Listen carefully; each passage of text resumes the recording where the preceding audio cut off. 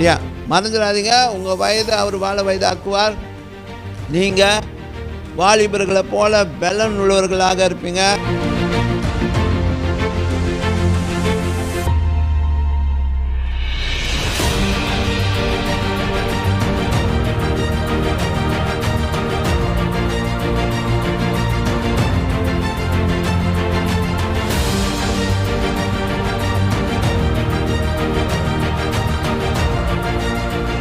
நான் சொன்னேன், வசனத்தை அறிக்கை செய்வது, வாக்கு தத்தங்களை அறிக்கை செய்வது ரொம்ப ரொம்ப முக்கியம்.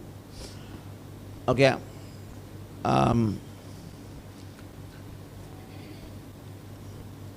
நான் உங்கள் கூட பேசும்பொழுது சொல்லியிருக்கேன், இந்த மாதிரி நம்ம ரொம்ப நாள் வாழலான்னு. ஆமாம் இல்லையா?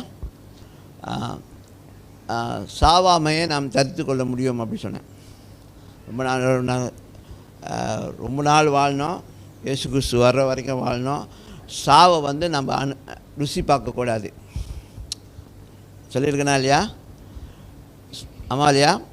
இயேசு கிறிஸ்து நமக்காக மரணத்தை ருசி பார்த்தாரு.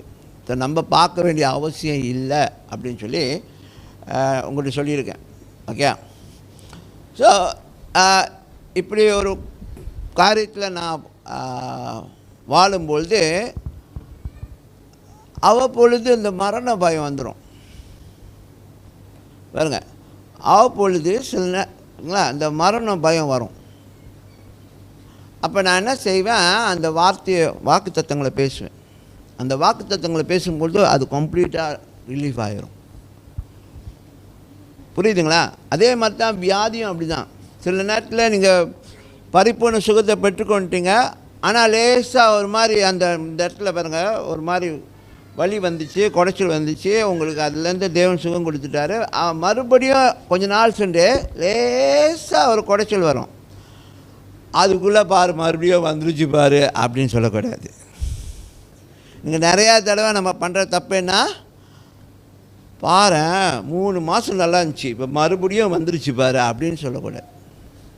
நான் சொன்னால் இயேசுவின் நாமத்தில் இந்த ஹீலிங் தேவனால் இருந்து வந்தனால அது பரிபூர்ணமாக நான் அனுபவிப்பேன் அப்படின்னு சொல்லி பாருங்கள், அது காண போயிடும். நம்புறீங்களா?